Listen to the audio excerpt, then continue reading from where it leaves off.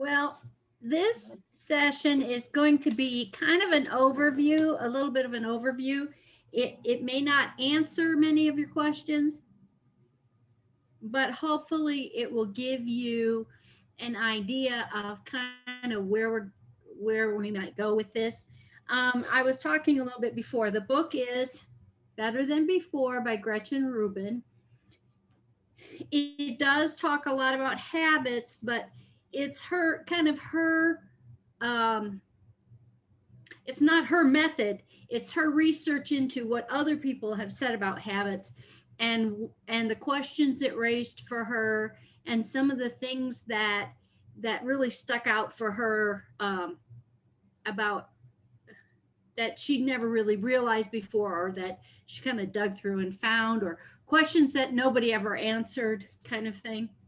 So she starts out with, and I'm gonna share the screen here. Hold on. With the Habits Manifesto, and I will go ahead and send this to y'all. But it's just a bunch of statements that, if you think about your habits, are good things to keep in mind. What we do every day matters more than what we do once in a while. Make it easy to do right and hard to do wrong. Focus on actions, not outcomes.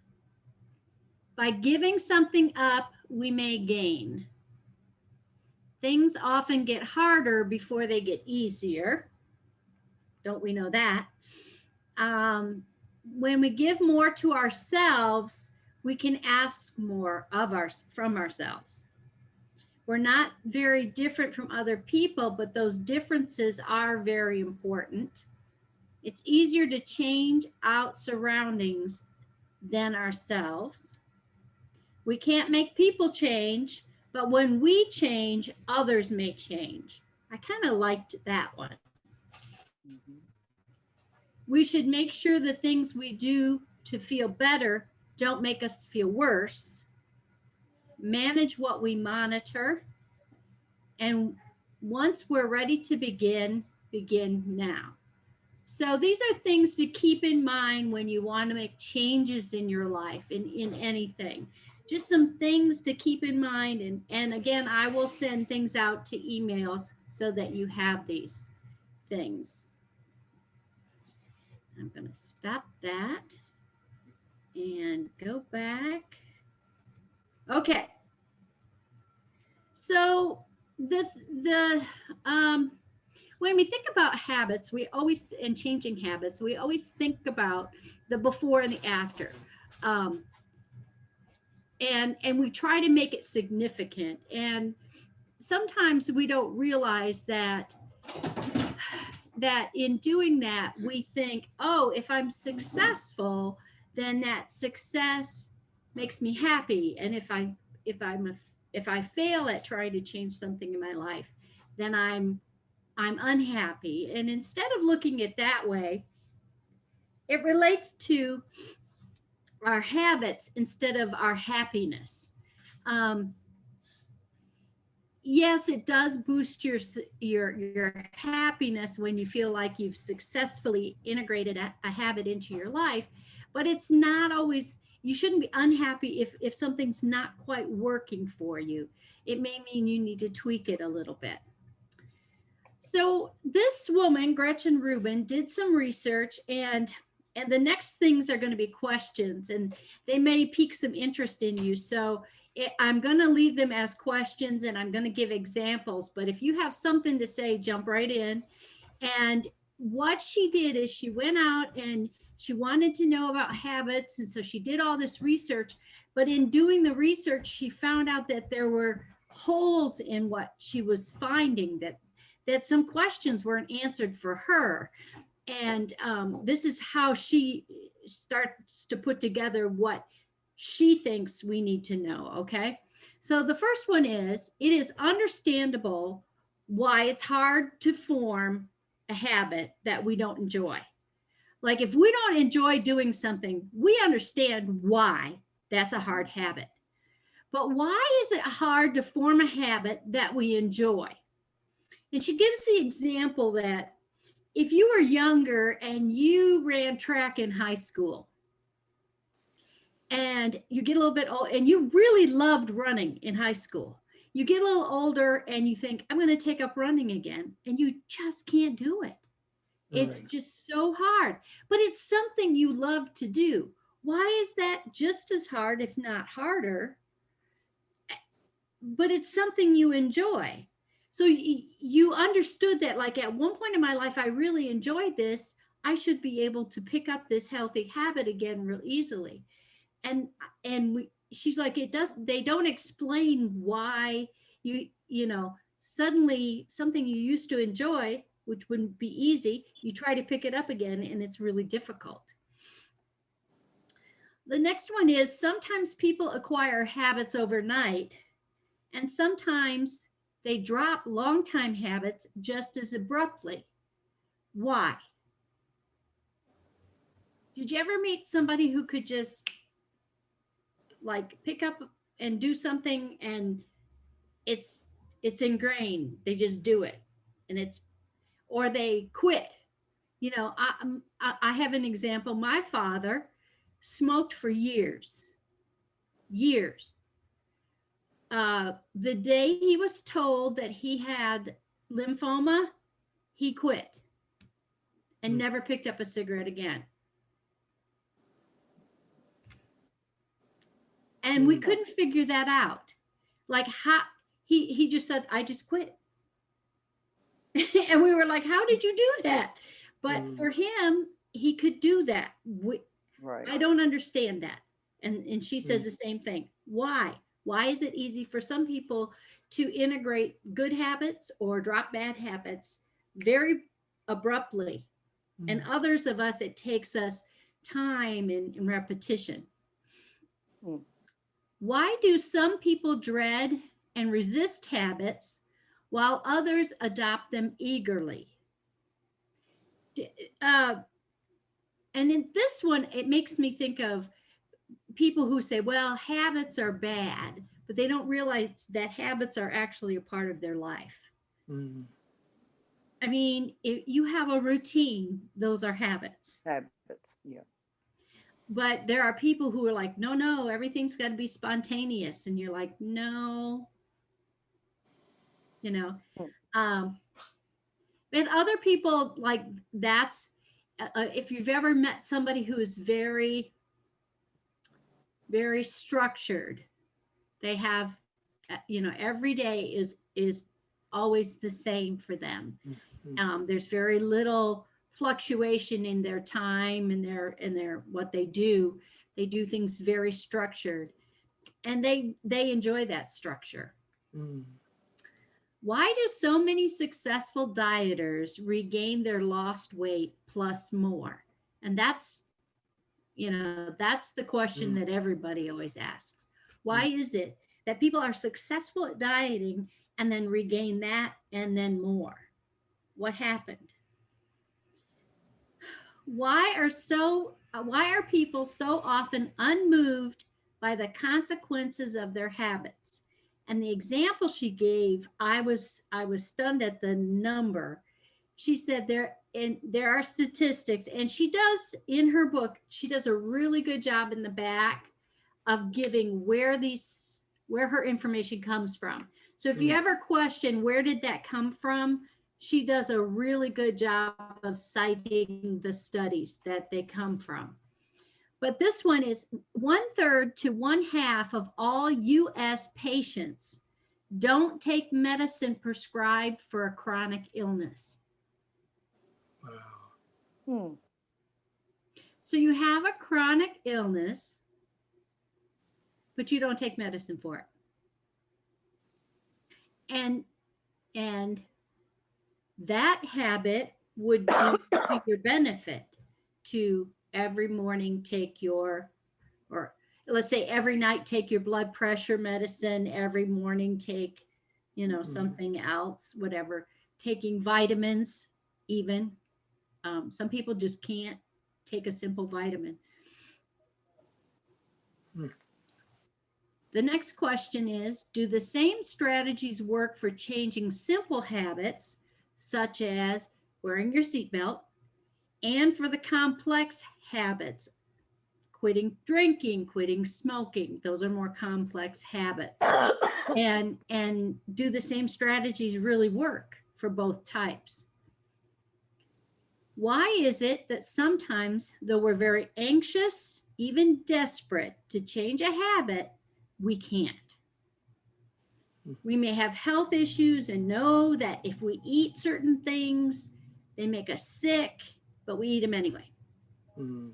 You know, Mother Trout knows that she can't eat certain things, but does she cheat? She's learned not to. Mhm. Well, shellfish, I don't cheat. She has great faith in you, Mother Trout. It's But hard. that other stuff, I cheat. It's hard when you know, because I know for me, certain foods just tear my stomach up, but sometimes I just want them, Right. you know, real spicy foods. You know, I just want it. I think sometimes it's certain things Mm. we can put up with more because we want that payoff, and then other things we don't you know, that payoff is not as high ranking in our I don't know, in our head, you know, but like it's like the more you want it, the more you'll put up with. If it's nothing that, you know, it's not, that's gonna, you know, pay off, that you just ain't gonna bother with it. Some things we want to go that we'll do a lot, you know, to like, okay. I have a Starbucks habit. So I'm I will sorry, go to you have, Starbucks. could you repeat that? You have what now? Starbucks habit. So I will go to Starbucks in my pajamas. I throw my coat on. I'm not getting out the car. I just go through the drive-through. I order in my app, tell them I got a mobile order. I'm ready to go. Get back home 10 minutes. So I can put up with that. Now let's say they move Starbucks away from my house. Like it's gonna take me 10 minutes to get there. I just won't have a Starbucks. But Starbucks is like 2-minute drive from my house. But now, Marsha, you might just say to yourself, hey, it's a few more minutes in my pajamas in my car. Am I really out anything? So you might just... Don't get me wrong. Now I have gone to that one that's 10 minutes away. And the one by my house is closed or something. I have done that. But it's But just not, yeah, I'm gonna say it's still not convenient. Yeah, I mean I've known people who I knew someone who had an allergy to wine. Okay, and look at G, and when they drank it, they literally would flush, like you could see it.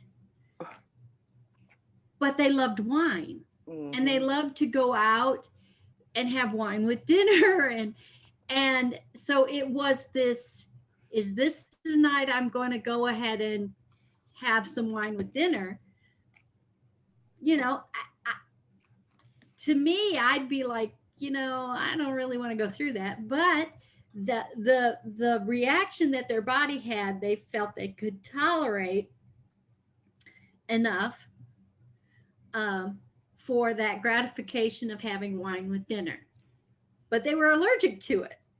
And I don't know they weren't allergic to other alcohol. They were allergic to wine. So it was something with the way either wine is made or the grapes or whatever.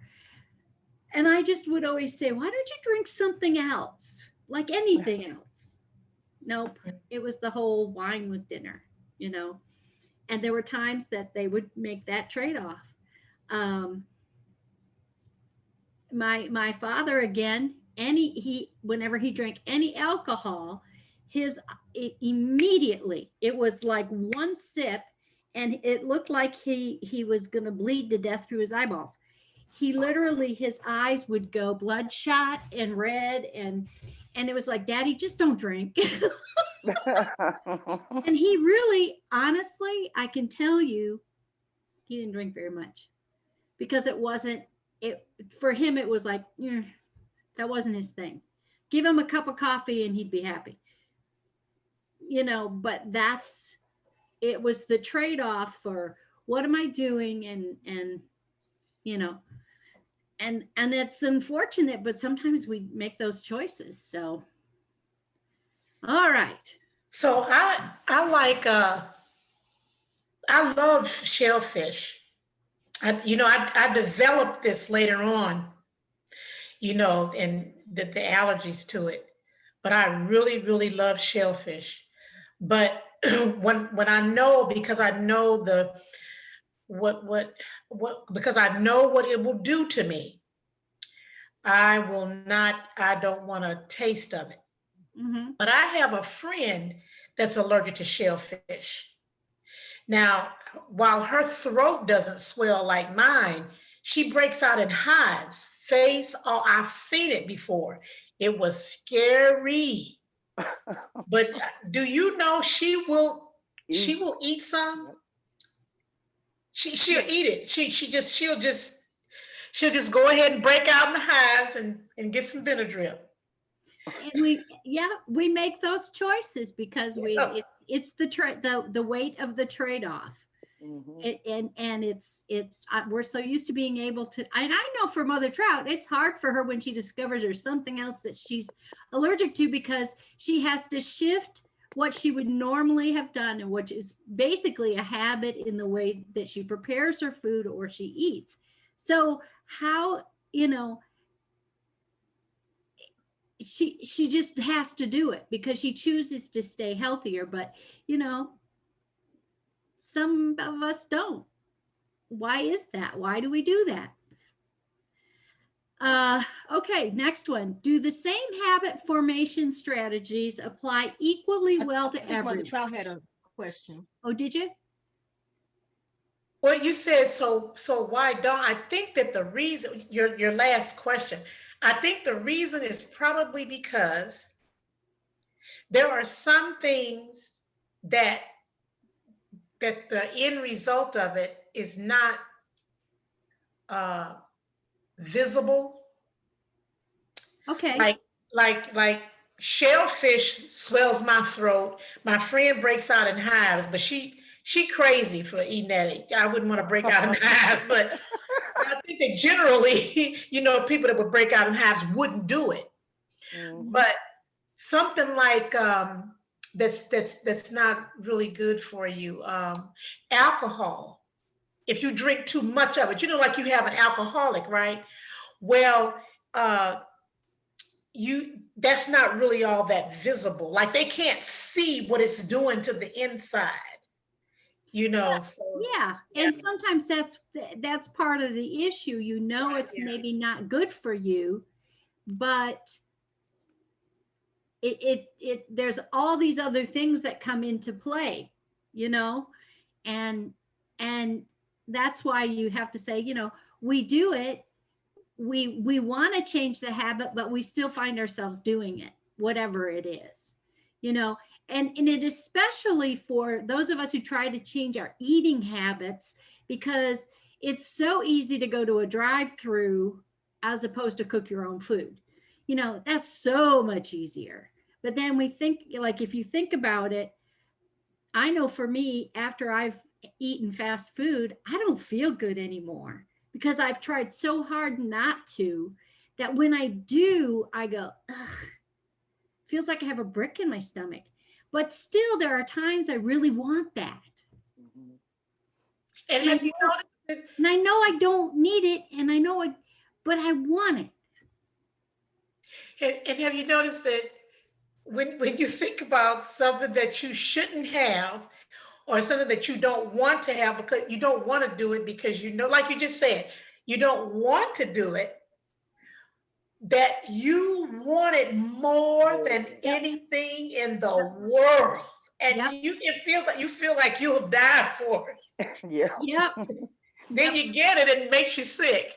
And you know, like I can go a long time and not drink any kind of soda. And then all of a sudden I want a Coke. Right. And I drink that Coke and it just tears my gut up. And I think to myself, was that worth that? And I somehow forget because the next time I really want a Coke, I'm going to have a Coke, and most of the time I don't think twice because if we go somewhere, I'll get iced tea and that's great. But once in a while, I just want something like that, and then after I have it, I think, ugh, but it's sort of like I have, like we all do it. We all think, well, it's just this one time, whatever. So, and now the next question was, do the same habit formation strategies apply equally well to everyone? And I can honestly, my answer to that was like, no. And then the next one is certain situations seem to make it easier to form habits. Okay. So if you take that statement, where do you see that happening and why? Anybody have any insight on that one? So certain situations seem to make it easier to form habits. Which ones and why? So one is, I would think maybe working from home. So working from home, I think that you might tend to eat a little more. And I think that you might tend to, you'll find yourself building a habit of eating more. And so you tend to gain more weight. Mm-hmm. And that's not a good thing. And I think it's, I don't know, could be nerves, I don't know, but I blame it on nerves. Well, I know. And access. Well, I know for me, with me being out of work, I smoke more. Because I'm bored. I'm used to being active. And it's like I got to do something. You can only clean the house so many times. So I binge watch Hulu and I smoke my cigarettes. So I've noticed that it has increased. And I know that's an addictive habit. But see, due to circumstance. My mom did the same thing when she retired. She said, when I was working, I didn't smoke as much because I couldn't, because you can't, because you're working. Right. And she said, I didn't. And then when she retired, suddenly she was home and she was like, you know what? I smoke more because I'm home. There's nothing stopping me. The workplace doesn't say I can't. And, and like with Mother Trout, from working at home, why do we eat more? Because it's accessible. It's right there. It's right there in my kitchen. And I know it's there. And the difference is if I pack a lunch and take it to work, I have my lunch. And I've limited what I can eat because this is all I brought. But if I'm sitting in my home, I know what I have in there. Do I move as much? Not when I'm home. I just don't move around as much as I do at work. I get up, I walk I just have things to do, And I think, but I think also good habits there's a situation where if, I remember when I was in graduate, or I was not in graduate, I was first working, I was in my 20s, and there were about 3 or 4 of us who decided that we were going to go to this early morning aerobics workout 5 days a week. But or 3 days a week, Monday, Wednesday, Friday. Started at 6 a.m. We would get up, we would go and do it. Well, it worked because there were like 3 or 4 of us, and nobody would let the other ones not go. So it instilled in us like, no, you get out of bed and you go, because we're all going. So it was that whole group mentality. And so after a while, it became enjoyable and easier because the whole group was going. And honestly, it was wonderful because we motivated each other. Mm-hmm. But there are situations where the group mentality, the group doing something together, going for a walk by yourself isn't as fun as going for a walk with another person. That you have somebody to kind of almost help monitor, help keep you honest and say, yeah, I'm going to go out and I'm going to do some stuff today, because you can talk yourself out of anything. Oh, yeah. Yeah. Okay, so let's look at habits and talk about kind of how habits relate to our self-control. Let's look at that. So habits actually eliminate our need for self-control. And I know that sounds a little bit opposite of what we usually say. We usually say, well, I need self-control to break a habit. But actually, your habits actually make it easier for you to not rely on self-control. So when you can establish a habit, you don't have to worry about the stopping and thinking and the self-control. Because self-control really is a part of our lives where we stop, we make decisions, that there's effort involved in self-control. There are studies that show that when we try to use self-control to resist temptation of anything, we're only successful about half the time. Yeah. And most people will say that if they fail at anything, it's because of a lack of self-control. I failed at my diet, lack of self-control. I fail at exercising more, lack of self-control. We identify self-control as that thing that it either helps us or hinders us in trying to make a change in our life. The reality is that we have really a limited amount of strength for our self-control. And if we constantly try to control everything with our self-control, we're going to be exhausted, because we're constantly trying to make a decision about, do I stand up? Do I sit down? Do I go over there and exercise on my bike? Do I not? If we're constantly trying to engage a decision-making thing in our brain, it's going to get exhausting. So that's where actually habits come in, and they eliminate that use of energy, and they conserve your energy for those situations where you really do need self-control, where you really do need to make a decision about something. So if you establish habits, then you don't think, you literally just, things happen. Okay. It's sort of like when we talk about having a routine in your life that you don't think about.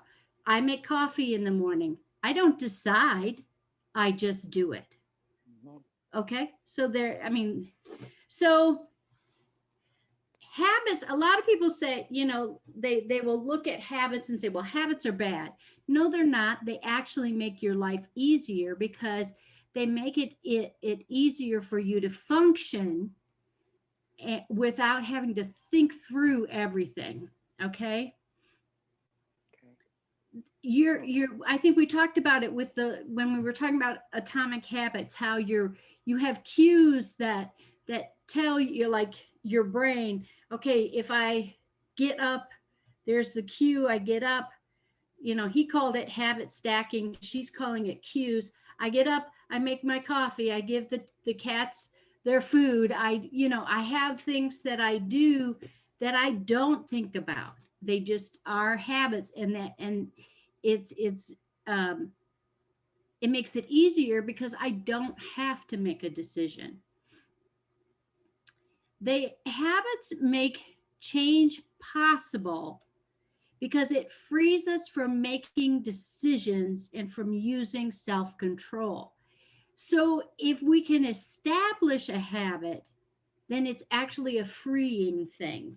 It frees you in so many ways because you don't think about it anymore. And it becomes just a part of your life. With habits, we don't strain ourselves to make decisions. We don't weigh choices. We don't dole out rewards. Oh, good for me, I did this.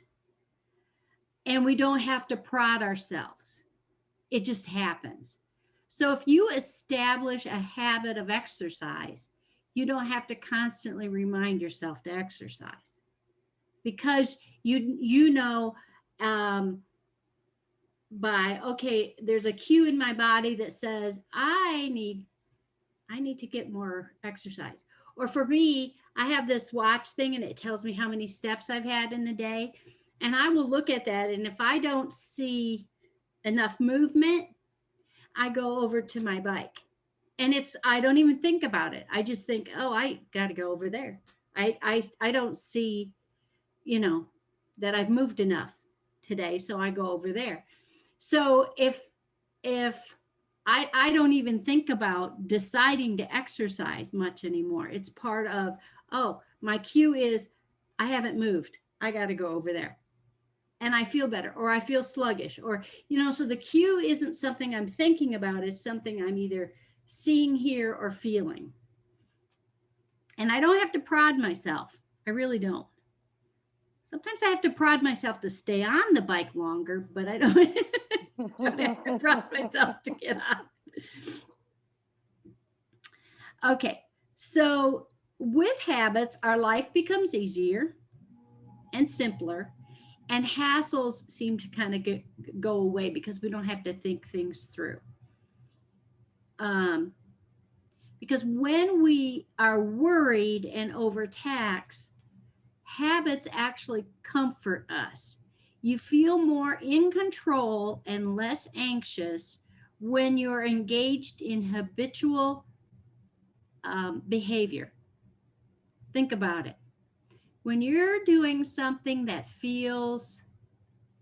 habitual, there's something soothing about that.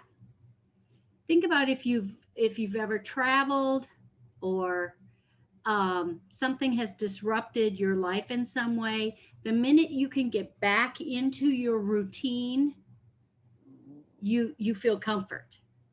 Your anxiety level drops. You feel more like I have control over. Or if somebody comes to visit and stays at your house, and that disrupts your routine, when they leave, it's not like you didn't enjoy them, you did. But when they leave, I can get back into my own habit. I feel like that, like when I travel to see my sister, it's great. But when I get home, I am in heaven.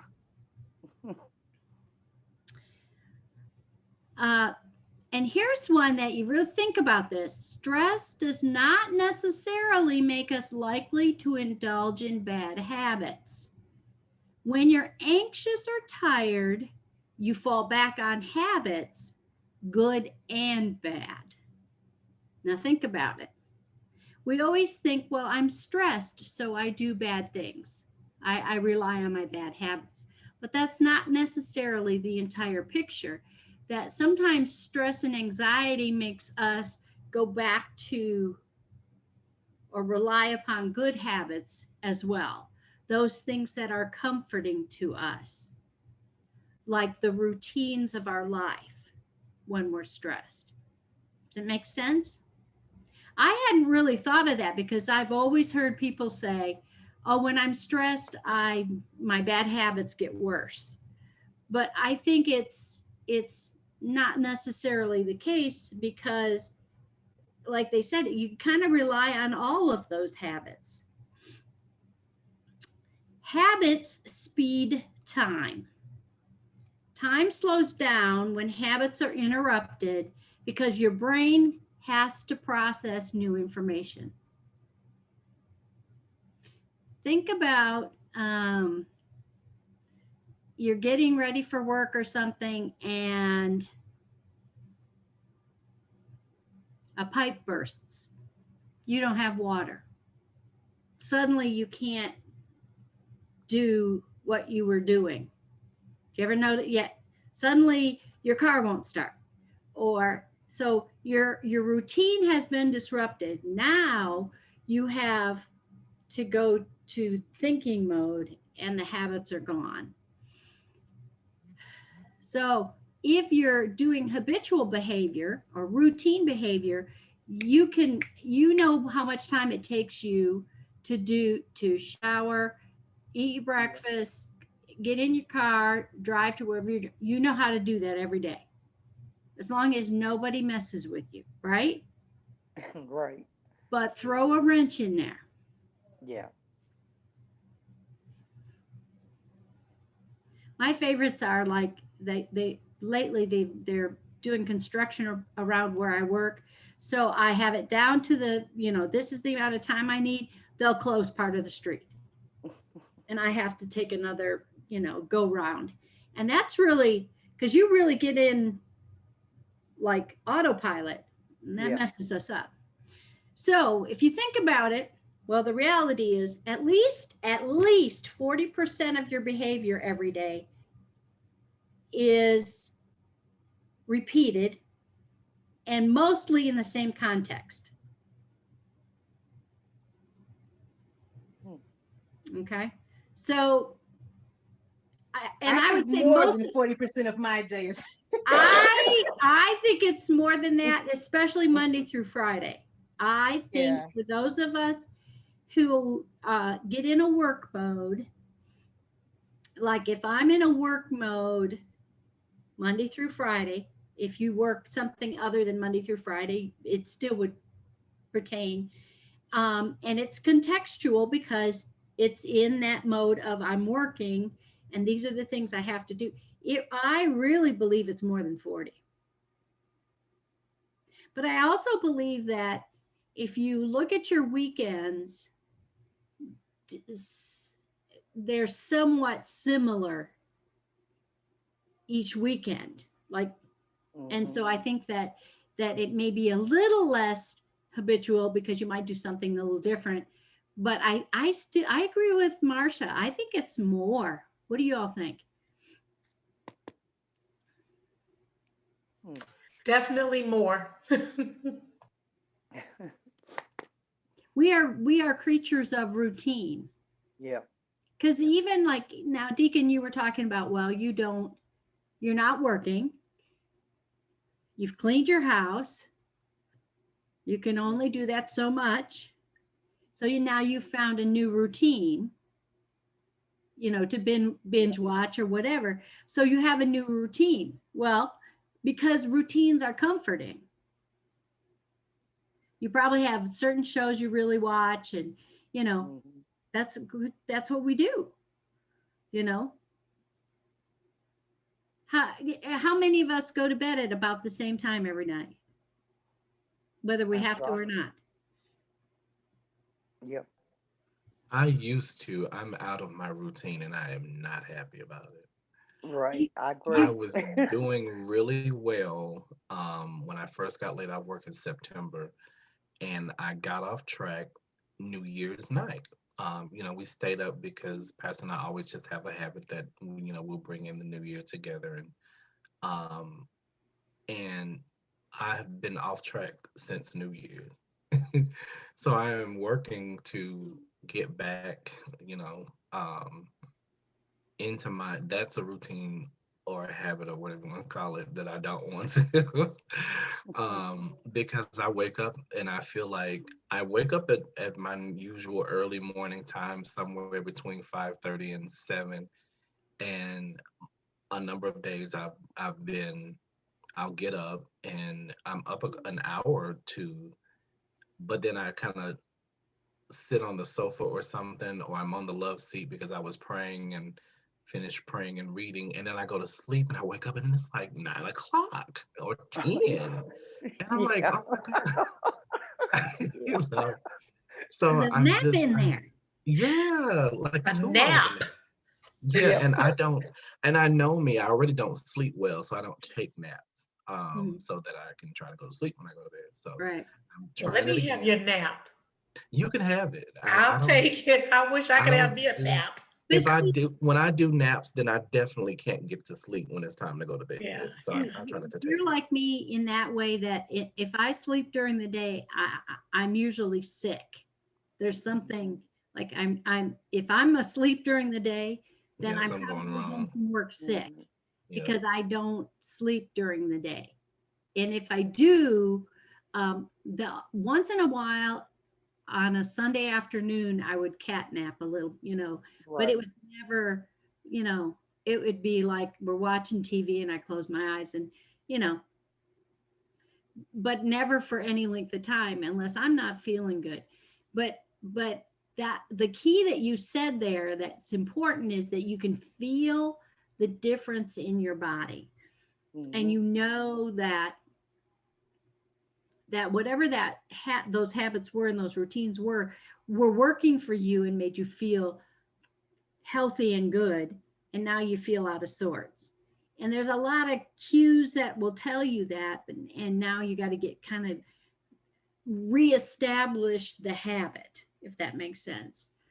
So um, that's hard because if you start to shift, into finding more routines than habits that make you feel comfortable again. So, Well, well, go ahead. I agree with G.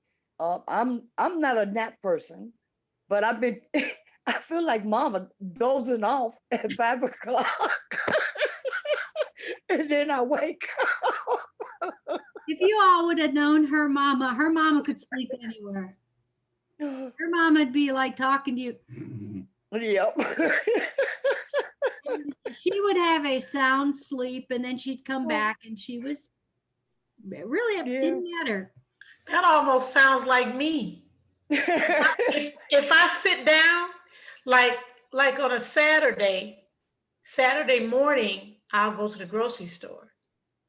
When I come home and put away the grocery, if I go and sit down, That's it. Yep. yeah, I'll go to sleep. If I get in a car, if I'm not driving, I'm asleep. See, I can't sleep in a moving vehicle. Oh, I can sleep anywhere. I have found ways to kind of nap I'm on a train, but I don't really sleep. It's kind of, I just kind of, yeah, I don't know. Okay, so anything else? Okay, we're going to move on just a little bit more tonight. Elder Cindy, Yes, can you repeat that statement in regard to the 40%? I'm sorry. 40% of our behavior is repeated daily and mostly in the same context. Okay, yeah, I think it's more. I'm sorry. I was agreeing to something that I quite didn't understand, but I wanted you to repeat it so that I can. Yeah, I agree with Elder Marsha and everyone in regard to that. Yes, it's more than 40. I'm sorry. Yeah. So our habits are our destiny. Basically, you're gonna have habits. So I'm gonna share another slide here. And Hold on. Yes, ma'am. Can you put your headphones in? No, I'm almost done. Uh-oh.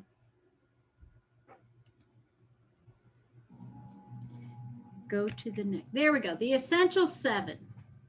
So habits are a destiny. There are things that you have to do. Okay. So here's your essential 7.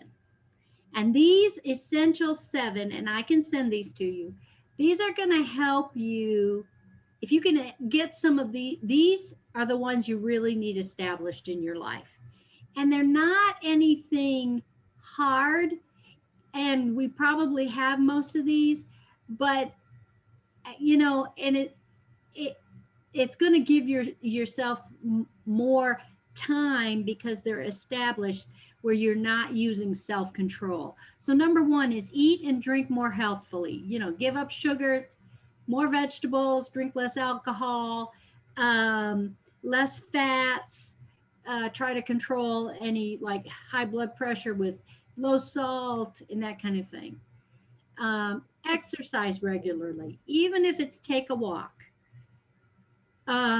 Just the little things you'd be surprised at when you start monitoring, like I monitored the number of steps I take per day. And I can feel the difference in my body when I realize I haven't moved enough and exercised enough. I feel the difference. I feel sluggish. So a little exercise really does make you feel better. It also helps your mind to exercise. And I know that sounds funny, but it can be mind clearing and peaceful. Save, spend, and earn wisely.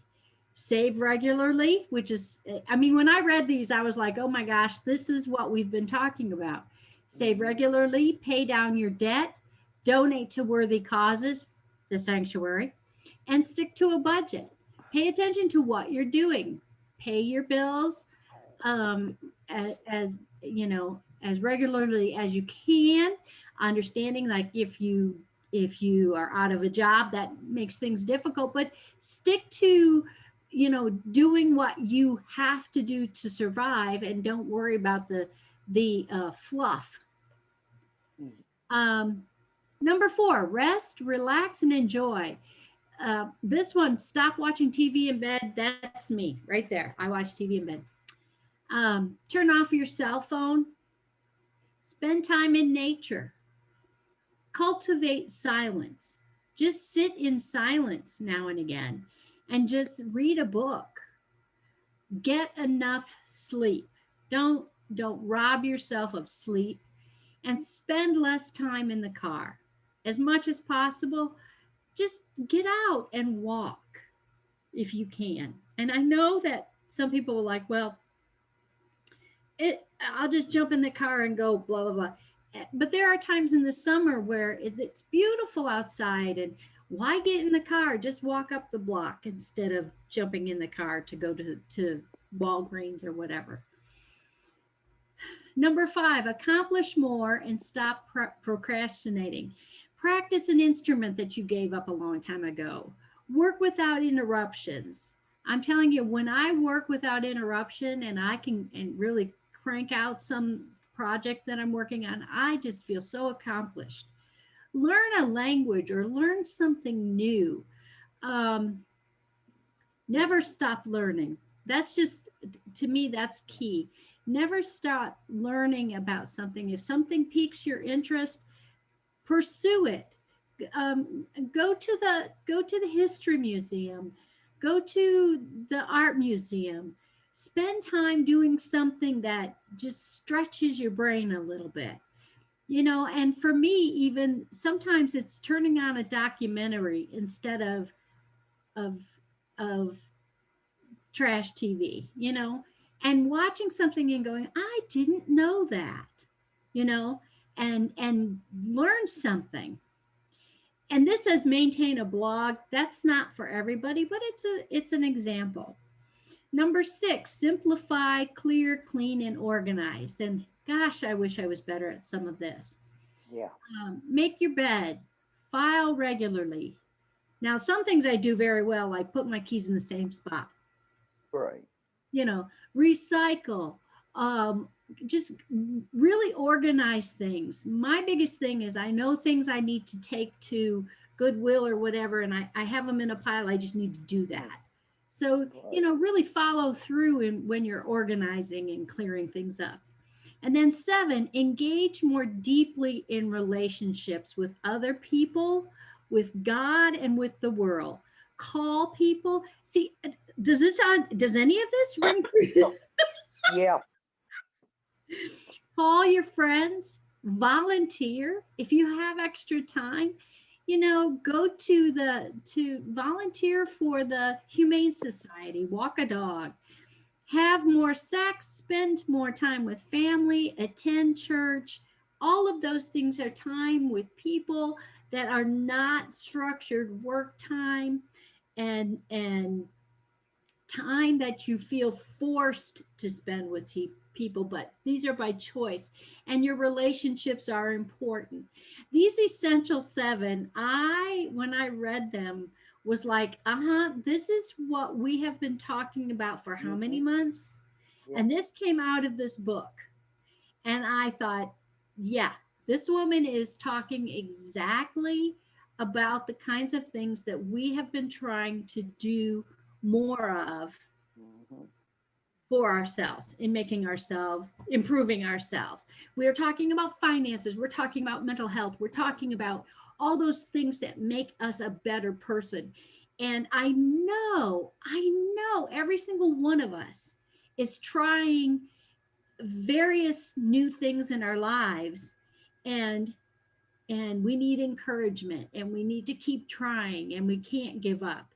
But sometimes it's hard. But I know, like with the life classes and talking to each other about how we're doing, that's going to be the thing that makes that habit building and those successes.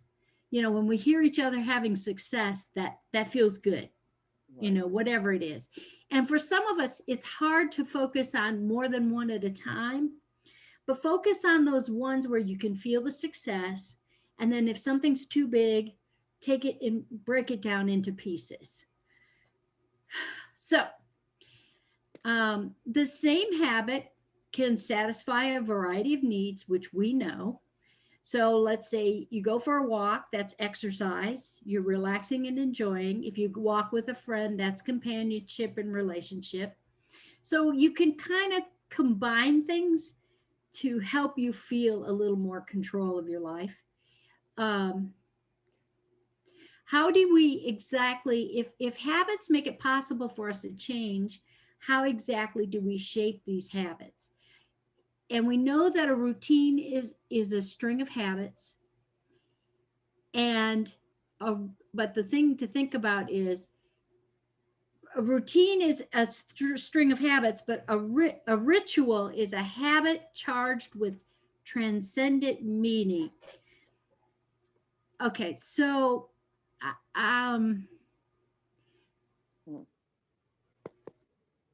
if you have rituals in your life, that means they have meaning, and so there is an effort in why you do those things, as opposed to it being a habit.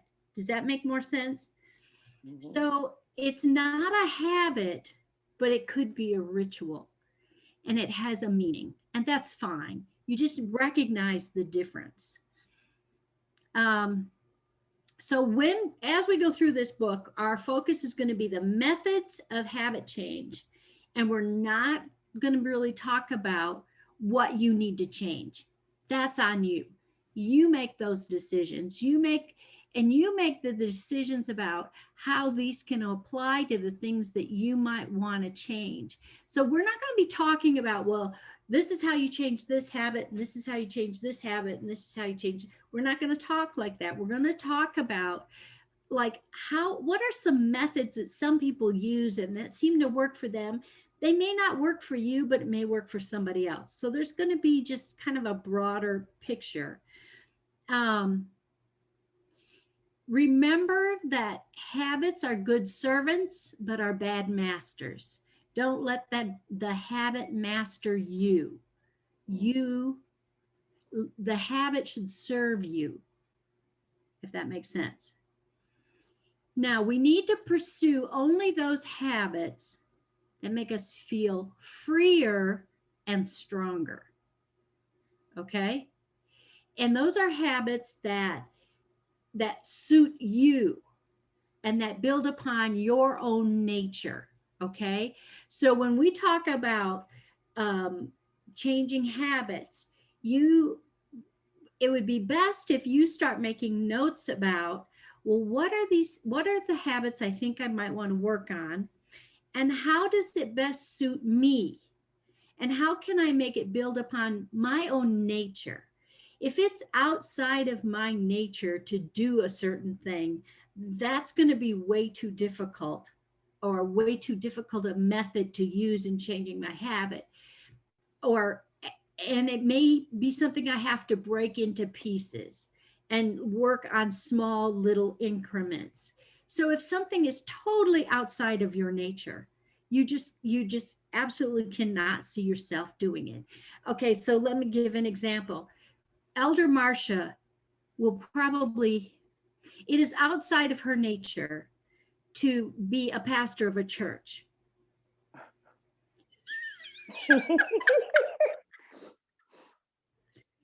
So if she really wanted to pursue something like that, that's outside of her nature. We know that. Okay. Yeah. So that's like, don't try to reach for something that's outside of who you are, because you think other people or someone would want you to do that. It's all you, nobody else. It's not your spouse. It's not your child. It's not your friends. It's not us expecting anything of you. It's what is within your nature and what is within you to become a freer, stronger person in who you are. Just a better you, if that makes sense. Okay?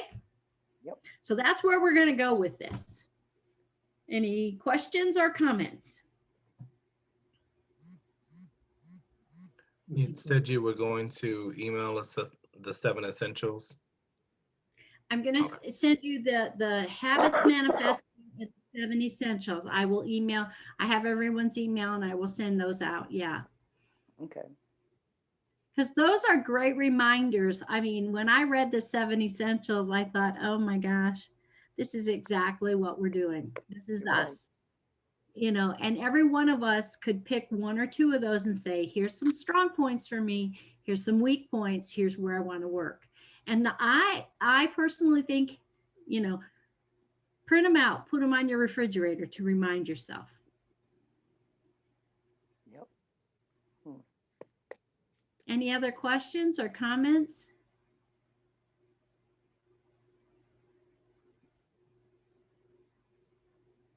Well, it's been wonderful. Just kind of warming you up to what we're going to do. I think this is going to be fun because I think we're going to be able to support each other, because I think we're all kind of mid-change here. We all have things that we've admitted we're working on and that we'd like to do better. So I think this can be a very encouraging group to make some of those changes and to try and fix some things. Yes, sir. And I'm going to say, for me, myself, like there's some things that I've been wanting to change, and it's been like, okay, it's been a couple of years now, and that's really getting old. So I am determined that they are going to happen this year. So I'm committing to myself to not just work on it, but to actually make it happen. So gotta do. And we can keep each other accountable. You know, we don't need to know each other's business, but we, you know, if you need an accountability partner, go right ahead and, you know, or even check in with this group and say, hey, I feel like I'm floundering a little bit this week, you know, or ask each other questions. And that's what, I mean, I don't think Marcia and I want to sit up here and just talk to you all night. We don't. We'd rather you engage and tell us like how you're doing, because this is where we are. And we're giving you this information, but tell us how it doesn't make sense to you, or is it working for you or not? And I think the way this woman presents it, it's going to be more of a come on, let's talk about this a little bit. Because if she's off her rocker, I'll say, I don't know that I agree, because we've all pretty much agreed. We think more than 40% of our daily, behavior is habits. But let's do it together, and we can do this.